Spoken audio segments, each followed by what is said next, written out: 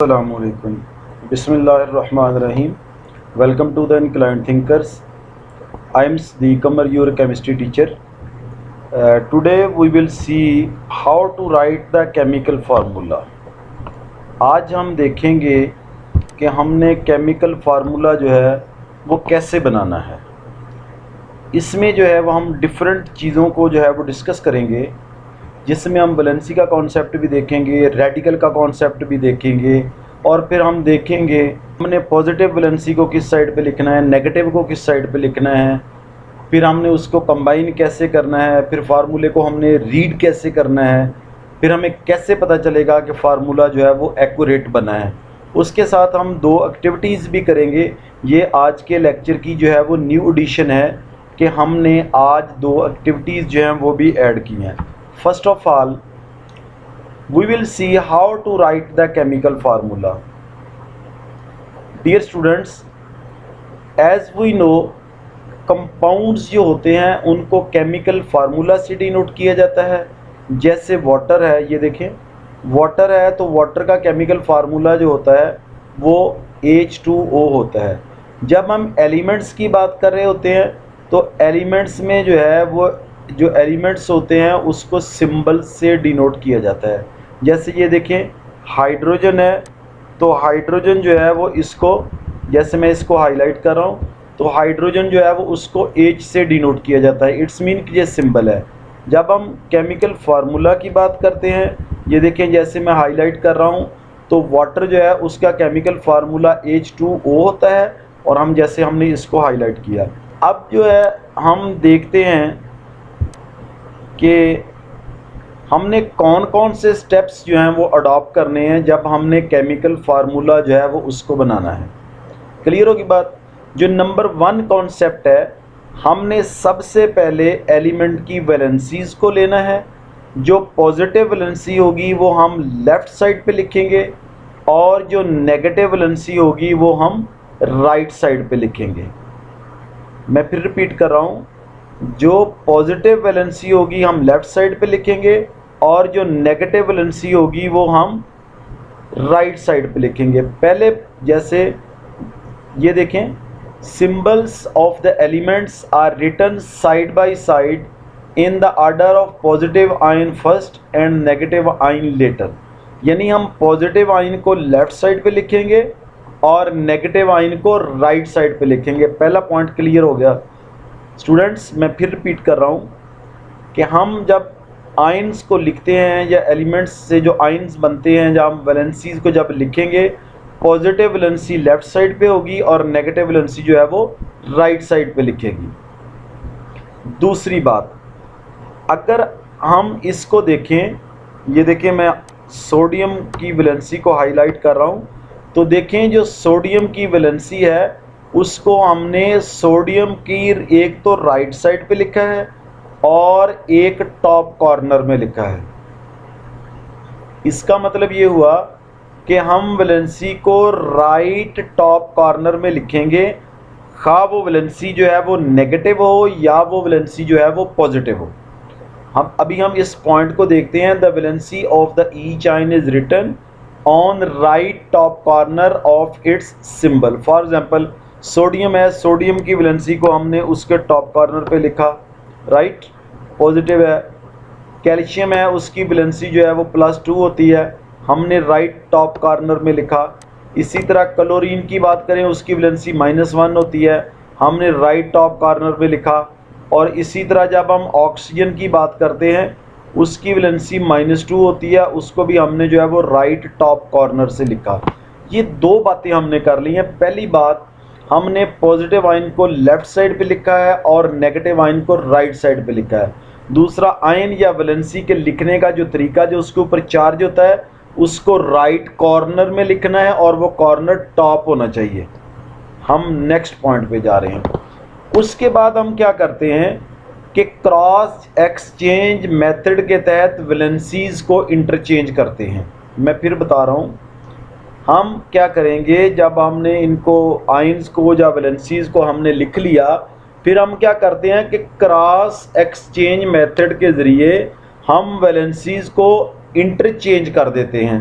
This valency of the each ion is brought to lower right corner of an other ion by the cross exchange method.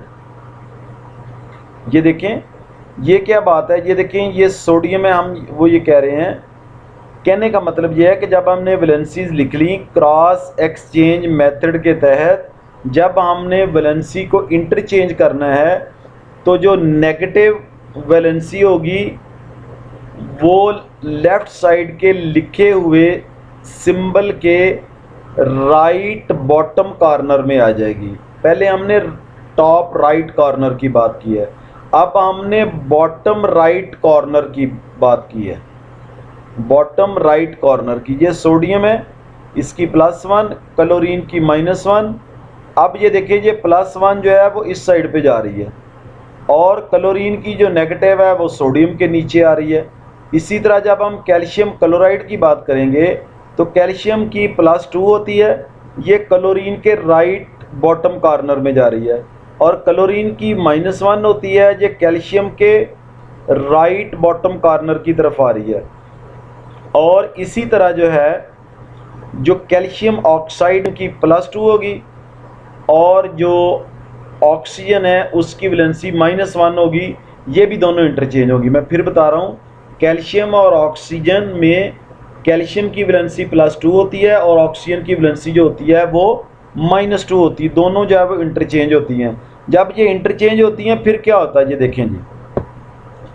अब हम इनको कैसे करेंगे, sodium chloride है तो NaCl बनेगा, कैल्शियम क्लोराइड है, कैल्शियम की वैलेंसी चूँकि +2 थी, ये क्लोरीन के नीचे आ जाएगी, और क्लोरीन की -1 थी तो वो कैल्शियम के नीचे आएगी, वो चूँकि -1 थी इसलिए वो लिखने में नहीं आएगी। कैल्शियम ऑक्साइड की बात करें तो कैल्शियम +2 होता है और ऑक्सीजन -2 होता है, दोनों की वैलेंसीज इंटरचेंज हो गई, और जब भी दोनों वैलेंसी सेम हो तो वो लिखने में नहीं आती। अब यह है कि अगर दोनों की वैलेंसी जो है वो दोनों एलिमेंट की वैलेंसी सेम हो तो फिर हम दोनों को ही लिखते नहीं है। जैसे NaCl में Na पॉजिटिव था, Cl नेगेटिव था, दोनों 1 थे, एक +1 था एक नेगेटिव -1 था, तो हमने नहीं लिखा। कैल्शियम ऑक्साइड में कैल्शियम +2 था, ऑक्सीजन -2 था, हमने दोनों को नहीं लिखा। पहला पॉइंट देखते हैं, if the valencies are same they are offsets, यानी ऑफसेट्स का मतलब है कि उनको नहीं लिखा जाता या वो ख़त्म हो जाती हैं। And not written in the chemical formula like NaCl। अब देखें, जब हम NaCl की बात करते हैं, बोथ Na और Cl दोनों जो है वो उसकी वैलेंसी 1 होती है, लिहाजा वो लिखने में नहीं आती। इसी तरह जब हम कैल्शियम ऑक्साइड की बात कर रहे हैं, उसकी वैलेंसी जो है वो कैल्शियम और ऑक्सीजन दोनों की 2 होती है, लिहाजा वो भी लिखने में नहीं आती। ये तो पहला कॉन्सेप्ट था कि अगर वैलेंसी सेम हो। अगर वैलेंसीज डिफरेंट हैं तो फिर क्या होगा, अगर वैलेंसीज डिफरेंट हैं तो वो इंटरचेंज भी होंगी और लिखने में भी आएंगी, यकीनन 1 जो है वो लिखने में नहीं आता। If the valencies are different they interchange their valencies as calcium chloride is represented by the formula CaCl2। अब हुआ क्या है कि कैल्शियम की वैलेंसी +2 थी और क्लोरीन की -1 थी, कैल्शियम की वैलेंसी क्लोरीन के नीचे चलेगी, क्लोरीन की वैलेंसी जो थी वो कैल्शियम के नीचे आई, ठीक हो गया। क्लोरीन की चूँकि -1 थी लिहाजा वो लिखने में नहीं आएगी, इस तरह इसका फार्मूला जो है वो कैल्शियम क्लोराइड बनेगा। इससे हम नेक्स्ट स्टेप पे चलते हैं। If an ion is a combination of 2 or more atoms which is called radical. ये बात रेडिकल का कॉन्सेप्ट हम वैलेंसी वाले लेक्चर में ऑलरेडी पढ़ चुके हैं कि जब भी 2 या 2 से ज़्यादा एटम का जो ग्रुप होता है जिसके ऊपर कोई चार्ज हो, that is called radical. A group of atoms which has some charge is called radical. Clear होगी बात। If an ion is a combination of 2 or more atoms which is called radical bearing a net charge on it, for example sulfate and phosphate, then net charge represent the valency of the radical. The chemical formula of such compound is written as explained above. Write the negative radical with in the parenthesis, यानी हम क्या करेंगे कि radical जो है वो brackets के अंदर जो है वो इसको लिखेंगे। अभी हम इसका फार्मूला देखेंगे। ये देखिए एल्यूमिनियम सल्फेट है, एल्यूमिनियम जो है उसकी वैलेंसी जो है 3 होती है, राइट। सॉरी स्टूडेंट्स, यहाँ पर जो है वो 2 नहीं आना बल्कि 3 आएगा। अब जो एल्यूमिनियम है उसकी वैलेंसी जो है वो 3 होती है और सल्फेट जो रेडिकल है उसकी 2 होती है। जब ये इंटरचेंज करेंगे तो ये एल्यूमिनियम सल्फेट बनेगा, यानी Al2SO4 थ्राइस इसको पढ़ेंगे। इसी तरह कैल्शियम फास्फेट है, जो मैं स्टूडेंट फिर बता दूं, जो कैल्शियम फास्फेट है उसमें क्या होगा, कैल्शियम की वैलेंसी 2 होती है और फास्फेट जो है 3 होती है। क्लियर होगी बात। अब क्या होगा, Ca3PO4 ट्वाइस बन जाएगा। मैं फिर बता दूं कि जब हम इस तरह का रेडिकल किसी चीज़ के साथ लिखा जाता है तो उसको ब्रैकेट्स के अंदर लिखा जाएगा, और उसमें जो है वो वैलेंसीज को जब हम लिखेंगे तो उसको ट्वाइस, 2 होगी तो ट्वाइस पढ़ेंगे और 3 होगी तो थ्राइस पढ़ेंगे। क्लियर होगी बात, ये कॉन्सेप्ट क्लियर है। अब हम नेक्स्ट स्टेप की तरफ जा रहे हैं। अब बेटा हमने एक जो है वो एक्टिविटी जो है वो हमने बनाई है कि हमने ग्रुप 1 जो है जिसको हम अल्कली मेटल्स कहते हैं, जिसकी वैलेंसी +1 होती है, जिसमें hydrogen, lithium, sodium, potassium, rubidium, caesium और फ्रांसियम आते हैं। हमने ये 7 एलिमेंट्स लिखे हैं ग्रुप 1A के, और इसी तरह हमने ग्रुप 7A जिसकी वैलेंसी -1 होती है, फ्लोरीन, क्लोरीन, ब्रोमीन, आयोडीन और एस्टाटीन जो है वो लिखी है। अब हम ये देखना चाह रहे हैं जो फार्मूला बनता कैसे। ये देखिए हाइड्रोजन +1 है, हाइड्रोजन मिली है फ्लोरीन के साथ, तो क्या बना, हाइड्रोजन फ्लोराइड या हाइड्रोफ्लोरिक एसिड। इसी तरह हमने हाइड्रोजन को, ये देखें एरो शो कर रहा है कि क्लोरीन के साथ मिली है, फार्मूला क्या बनेगा, HCl।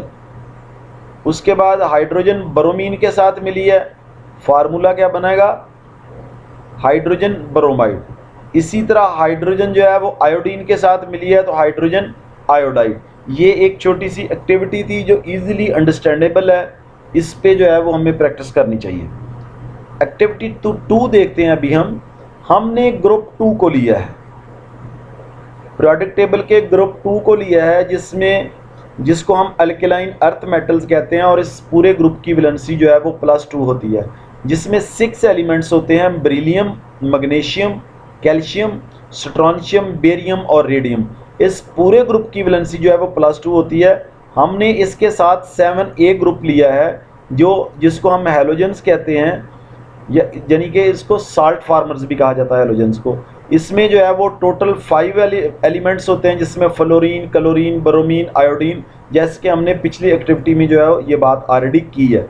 अब ये देखें बेरिलियम है, बेरिलियम की वैलेंसी +2 होती है, फ्लोरीन की जो है वो -1 होती है, तो ये क्या बनेगा कि बेरिलियम की वैलेंसी फ्लोरीन के राइट बॉटम कॉर्नर जो है वहां पर चली जाएगी, यानी कि बेरिलियम फ्लोराइड।